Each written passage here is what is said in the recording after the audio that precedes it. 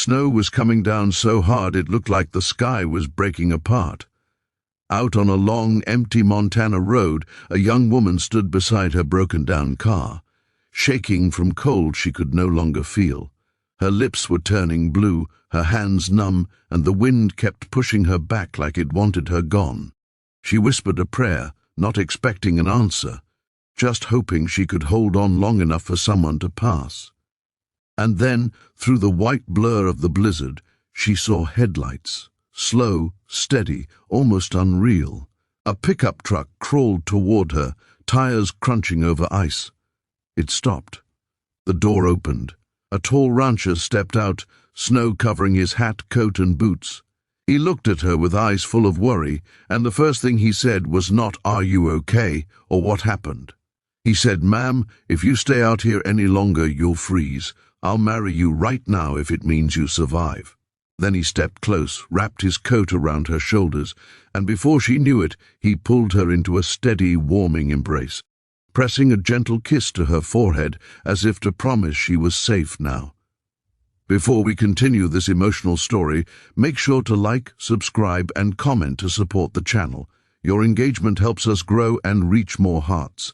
This is Soul Tales, where every story touches your spirit and reminds you of the good still left in this world.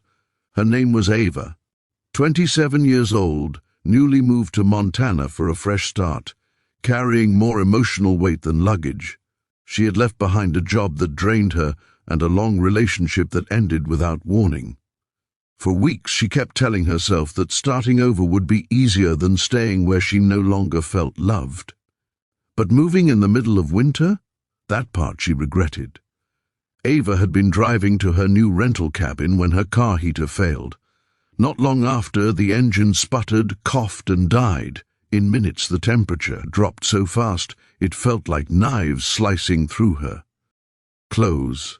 Her phone had no service, and the nearest town was 15 miles behind her. She tried to stay inside the car at first, but the cold seeped in through every crack. Soon she felt sleepy, that dangerous kind of sleepy where the body starts giving up.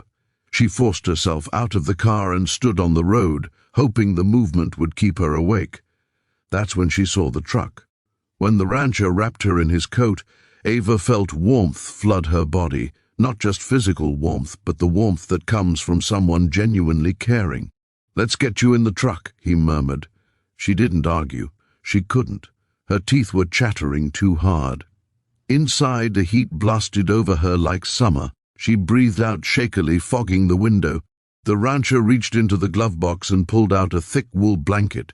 "You're lucky I was coming back home this route," he said softly. "Blizzard's only getting worse." She looked at him fully for the first time. His jaw was dusted with snow, his lashes thick with frost. He had that rugged strength only ranch life builds, broad shoulders, calloused hands, a calmness that felt like shelter. "I'm Ava," she whispered. "Name's Cole." He handed her a thermos, hot tea. "Don't gulp, sip slow." The warmth spread down her throat like a miracle. A few minutes passed before Ava asked, "Did you really say you'd marry me?" Cole laughed under his breath, eyes still on the road. "Figure it'd get your attention. Folks in Montana take care of each other. And right then, marrying you sounded faster than explaining all that." Ava smiled for the first time that day. The truck pushed through the storm until a wooden sign appeared through the snow, Hartley Ranch, private property. "This is your place?" she asked. "Family ranch," Cole replied. "Been here 4 generations. Let's get you warmed up proper." He parked next to a long wraparound porch glowing with warm yellow lights. Inside, everything smelled like pine wood, coffee, and something fresh. Out of the oven. He helped her out of her wet boots, guided her to a sofa near the fireplace, and draped another blanket over her. "You got someone I should call? Family? Friends?" he asked gently. Ava hesitated. "Not really." Cole nodded without judgment. "Then you're staying here until that storm settles."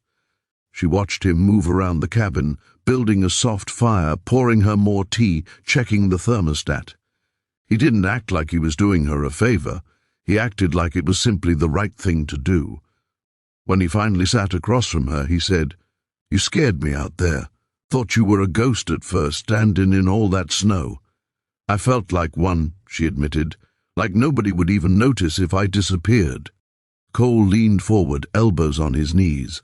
"I noticed, and trust me, there's not a person alive who disappears without someone hurting because of it." The sincerity in his voice cracked something inside her. She hadn't realized how much she needed someone to say she mattered. Hours passed. The storm raged outside, wind screaming against the windows, but inside the cabin felt like another world. Cole made her a bowl of stew, hot, savory, perfect. They talked about everything from ranch horses to Ava's love for painting to the way life sometimes knocks you so hard you forget you're still standing. At one point, when the power flickered, Cole lit a lantern and set it between them. The soft glow made the room feel even warmer. "Why were you out there alone?" he finally asked. Ava took a breath. "I wanted to start over. I thought moving someplace quiet would fix things. Maybe I ran instead of healed. Sometimes running gets you to the right place," Cole said. "Sometimes a storm forces you to stop long enough to see what you were passing by." She looked up at him, his face gentle in the lantern light. "And what was I passing by?" "Me," he said simply.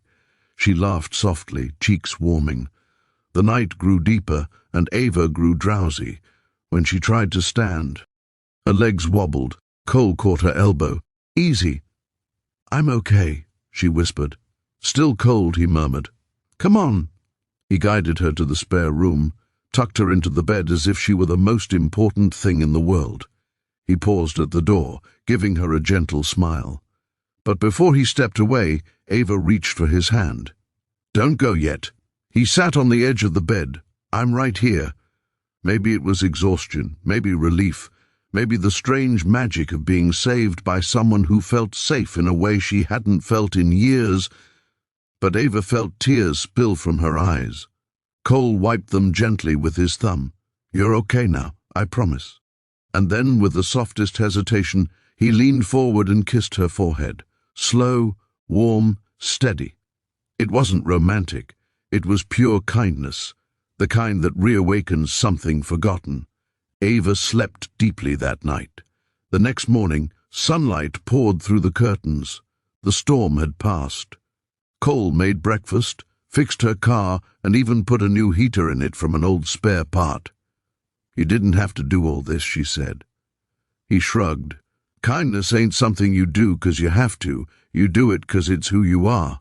Ava looked at him gratefully, feeling something grow inside her, a hope she thought she lost. Before she left, Cole walked her to the car. "Montana ain't too big a place," he said. "If you ever need anything, or if you ever want someone to share a cup of tea with, well, you know where I am." Ava smiled. "Don't tempt me." He chuckled. "I meant what I said last night. If marrying you means keeping you warm, I'll sign the papers." She blushed so hard she had to look away. "Thank you, Cole," she whispered, "for everything." As she drove off, she saw him in the rearview mirror, standing tall in the sunlight, watching her go with a look that said her story wasn't over. Not with him, not with herself. And in her heart, she knew she would return. Not because she needed saving, but because kindness had given her something stronger than survival. It had given her belonging. Kindness is powerful. It can save a life, heal a heart, and remind someone that the world still has good people in it.